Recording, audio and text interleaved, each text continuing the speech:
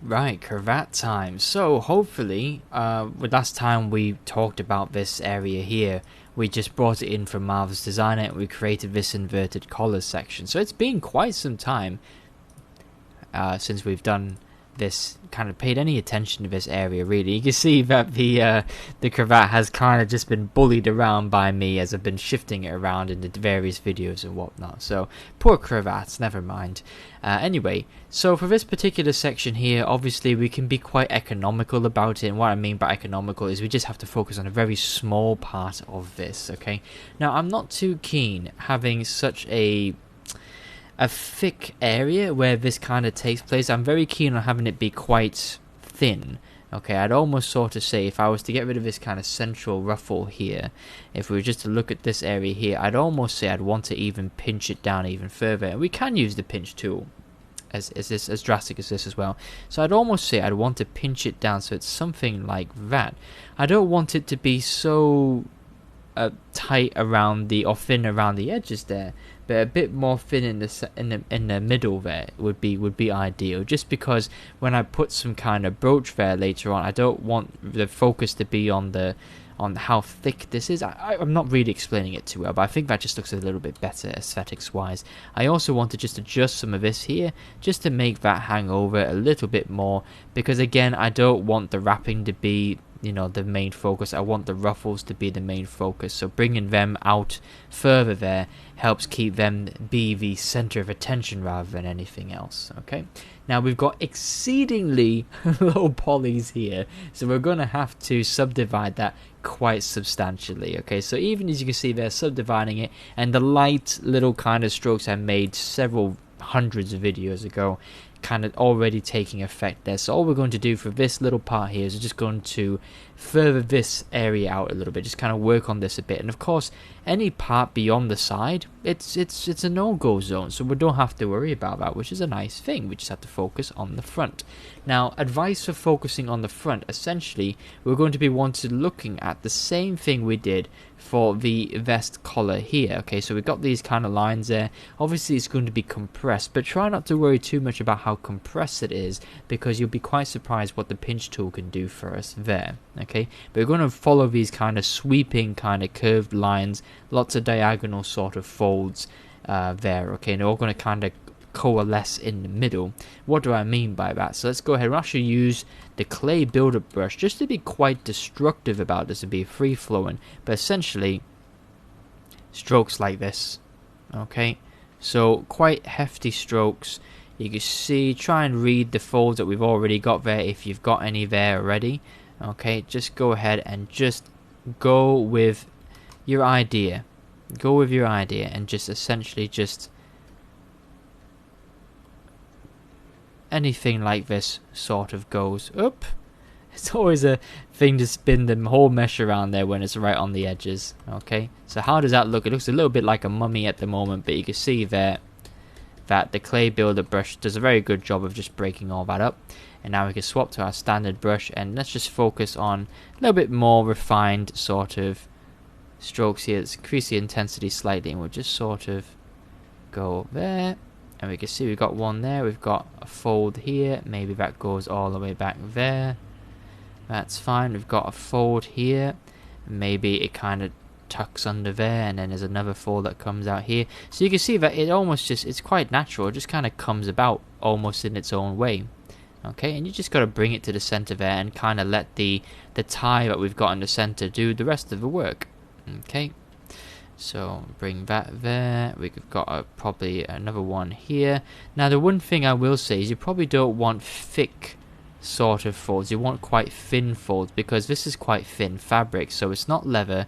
We do want to work on some thinner folds, but we'll do the same thing we did with the vest. We'll make some chunky guideline folds first, and then we'll come in with a smaller standard brush and make some of the lighter additions here. Okay, so if we just get a big brush there and we smooth it all out, remember my smooth brush has been set to 50% intensity, so just watch out for that. Now let's step that subdivision up a little bit again, and we'll just refine some of these, but we'll come in with an even smaller brush, standard brush, and just kind of, again like we did with the vest, we'll just kind of encourage some of these to sort of find their way a little bit. refine their trajectories here. Okay, you can see with the smaller brush size we automatically get, of course, smaller folds. Okay, it's, yes, I know, it's basic logic, I know. I don't mean to sound patronizing, but it's just something that I personally always seem to forget about as well, is that, hey, you know, small brush sizes do have their use. A lot of the times I focus on the big picture too much and not so much on the small picture there. Okay, maybe let's do one there, why not? There we go. Just play into it. Absolutely play into it. There's another one. Just do something like that, and you can kind of see one up here. Maybe split that. Maybe have this one be its own fold. Kind of wrap it up there, and have that just flow in like that. That's fine. And I could even just add an extra one on the top there. Why not? Because it's so thin, you're basically going to be having folds almost everywhere. Okay. So that's the idea behind thin fabric. So the thinner the fabric, the smaller the folds are going to be. Okay. Okay, and let's do a little bit more. Maybe we can do something there as well. Maybe add one here, just a small one. Just ones that seem to sort of not really go anywhere. They just appear, and then they kind of fade off as they go further away from the tight, the kind of compression point here in the middle. Okay, we can do this one like almost like a right angle there, and we can really just use the inverse just to highlight that one, and then a little bit here, bring that all the way into that crevice there, why not? And then there.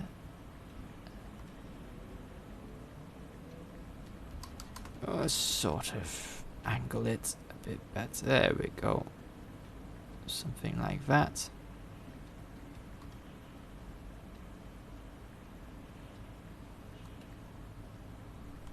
Okay, you could even sort of turn that into one as well.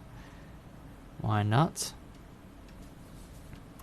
And sometimes it can be a bit challenging, and you do have to be quite brave to make a call on certain folds here, but just try your best to see a fold and just kind of go for it. Don't be so hesitant about it. And I know I say that a lot, and I've said it a lot in the course, but it's just from personal experience where before I was so hesitant to make strokes and things like this, and it can be very off-putting. But at times the more you do it and the more confident you are about it, it generally tends to be almost a one-to-one reflection onto how good your folds come out. You know, you just got to be somewhat bold, but also confident in your strokes.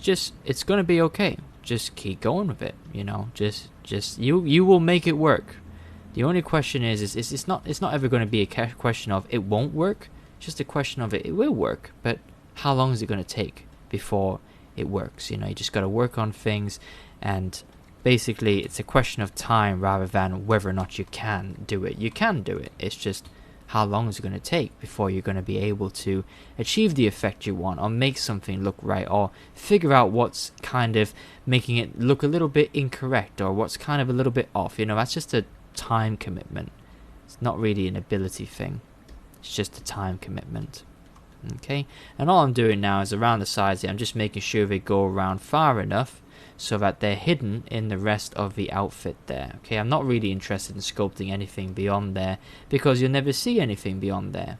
Okay, it's not cost effective to do that. I used to have a friend in high school who would often always use that phrasing to justify lots of different things. It's not a cost-effective means to do this. He wasn't an economist as far as I remember, but it's just a phrase he would always use. Okay, so once we've got the standard brush there, we've done that now, we can bring that back. You can see what that kind of effect that's had there. That's not too bad, that's okay.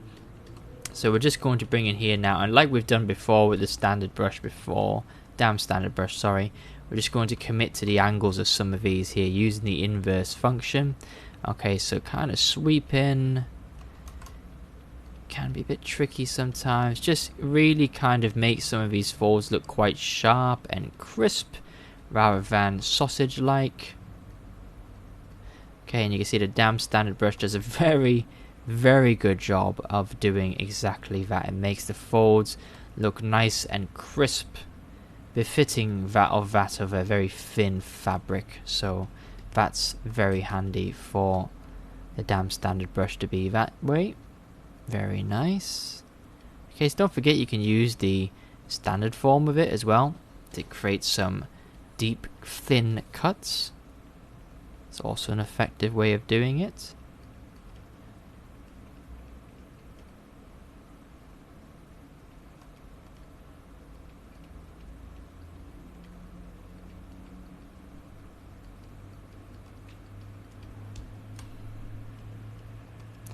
Okay, so what we've got here now, we've got a couple of key folds there. Okay, we've got some key folds, some very well defined folds, but we've also got some folds that sort of get a little bit muddy as well. Okay, and that's alright, because when the normal map gets baked down and things like that, we can sort of make a call on what folds are kind of more sort of there and what folds are stronger, and we can keep them, but some of the lighter folds are just there to sort of suggest a crease or a folding rather than to be so definitive about it.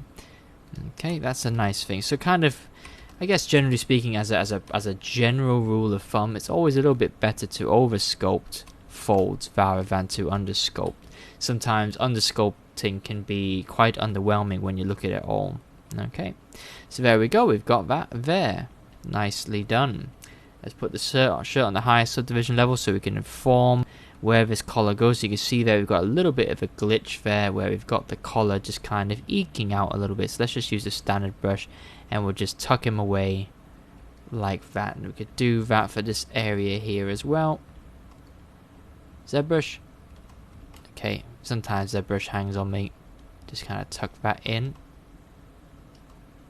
And there we go. Okay.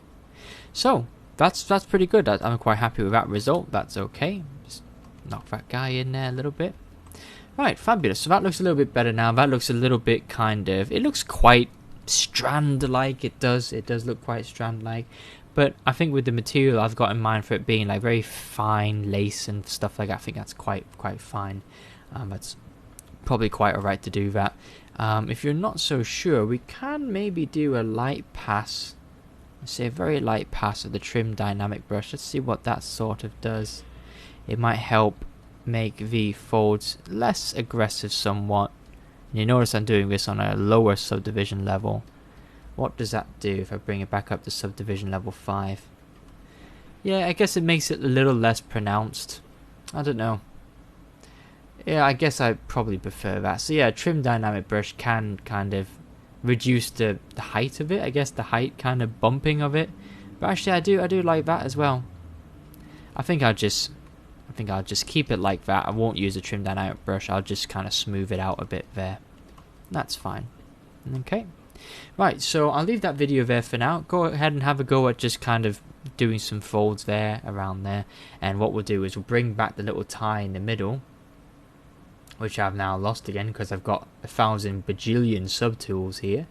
There it is. Okay, so we'll kind of tackle this collar tie component here, the inverted collar, and of course the ruffles themselves. We're going to have to kind of keep that fabric property consistent in all those four different components essentially, and that will be the goal for the next couple of videos.